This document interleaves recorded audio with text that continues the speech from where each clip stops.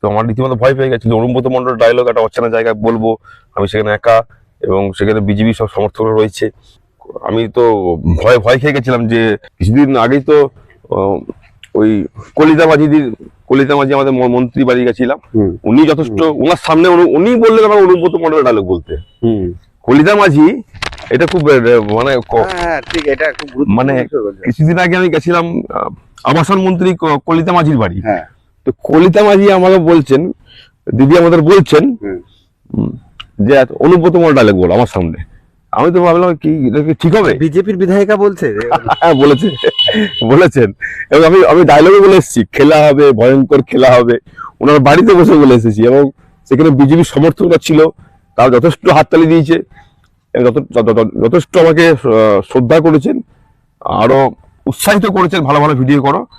ওনারা বলেছেন যে তুমি একটা আর্টিস্ট, তুমি অভিনয় করতে পারো। তো এটা নিয়ে কোনো সন্দেহ নেই যে বিজেপি চলে এসছে বলে অনুব্রত মণ্ডলের ভিডিও বানাবো বা বিজেপি নেতাদের ভিডিও বানাবো না। আমি একটা আর্টিস্ট, আমি অভিনয় করে যাব। ভালো ব্যবহার পেয়েছি আমি, এবং যথেষ্ট শ্রদ্ধা করেছেন। এবং মন্ত্রী হিসেবে যে হাব ভাবটা সেটা নেই, সাধারণ মানুষ কথা শুনছেন, সবাইকে বাড়িতে ডাকছেন, তাদের কষ্টের কথাগুলো শুনছেন, তাদের কি লাগবে কি অসুবিধা সেগুলো সবার কথা শুনছেন, এবং খুব ভালো লাগলো। ওনার ব্যবহার খুবই ভালো, খুব ডাউন টু আর্থ।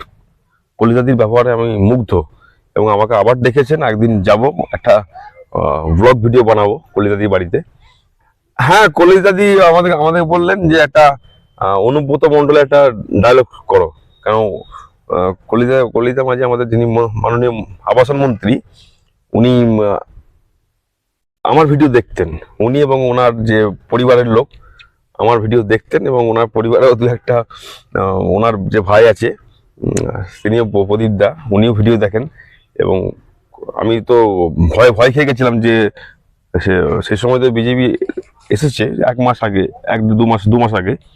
তো আমার রীতিমতো ভয় পেয়ে গেছিল। অনুব্রত মণ্ডল ডায়লগ একটা অচেনা জায়গায় বলবো, আমি সেখানে একা, এবং সেখানে বিজেপি সব সমর্থকরা রয়েছে। প্রচন্ড ভয় খেয়ে গেছিলাম, কিন্তু সেই সমর্থকগুলোই বললো দাদা তোমার ভিডিও আমরা দেখি, তুমি ডায়লগটা বলো। তারপরে আমি বললাম খেলা হবে, ভয়ঙ্কর খেলা হবে, কলিতা দিয়ে বাড়িতে বলে এসছি। তারপরে ক্ষমা চেয়ে নিয়েছি আমি, আমরা হাততালি মেরেছেন, এই মাটিতেই খেলবো। তাহলে বীরভূমের ছেলে দেখিয়ে দিল, তাই তো? একদম একদম একদম, যথেষ্ট ভালোবাসা পেয়েছি, অস্বীকার করার কোনো জায়গা নেই। আমাদের বোলপুর যারা বিজেপি নেতারা আছেন যথেষ্ট ভালোবাসেন, ওরা আমার ভিডিও ভালোবাসেন। আমার বলেছেন তুই ভিডিও কর, তুই তো শিল্পী, তুই আর্টিস্ট, তোর ভিডিও আমরা দেখি মজা পাই, কর, কোনো চাপ নেই। তবে ওনাদের একটা পলিটিক্যাল ইমেজ আছে, সেই পলিটিক্যাল ইমেজটাকে মাথায় রেখে ভিডিও করব, যাতে সেই ইমেজের ক্ষতি না হয়, সেই দিকটাও দেখতে হবে আমাকে।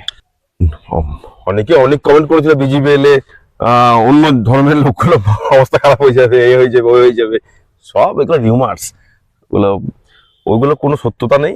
যথেষ্ট ভালো আছি, কোনো রকম কোনো অসুবিধা হয়নি। বিজেপি আসার পর থেকে কোনো রকম কোনো থ্রেট হয়নি, কোনো অসুবিধা হয়নি, যথেষ্ট আমরা ভালো আছি।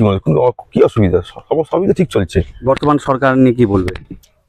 যথেষ্ট ভালো উদ্যোগ নিচ্ছেন মাননীয় মুখ্যমন্ত্রী শুভেন্দু অধিকারী, যথেষ্ট অভিজ্ঞ রাজনীতিবিদ, এবং উনি পশ্চিমবঙ্গের ভবিষ্যৎ সুনিশ্চিত করতে পারবেন আমার যতদূর মনে হয়।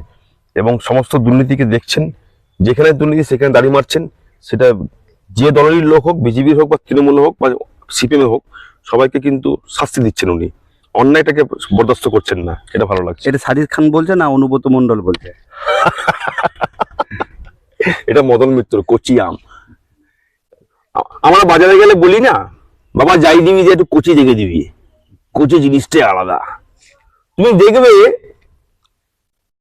পাকা আম আমরা খাই, কিন্তু কচি আমের ভাव কিন্তু ডিমান্ড অনেক বেশি, কারণ কচি। আচ্ছা, সাজিদ কি ভয় পেয়ে গেছে বিজেপির এত প্রশংসা করছে? না না না না, সাজিদ সবাইকে ভালোবাসে। বিজেপি তৃণমূল হিসাবে দেখে সবাই আমরা মানুষ, আর যারা বিজেপি তারাও পুরো উপর থেকে আসেননি, তারাই মানুষ, তারাও আমাদের প্রতিবেশী, সবাই একসঙ্গে থাকি, এবং বিজেপি আসাতে কোনো রকম কোনো অসুবিধা হয়নি, যথেষ্ট ভালো আছি।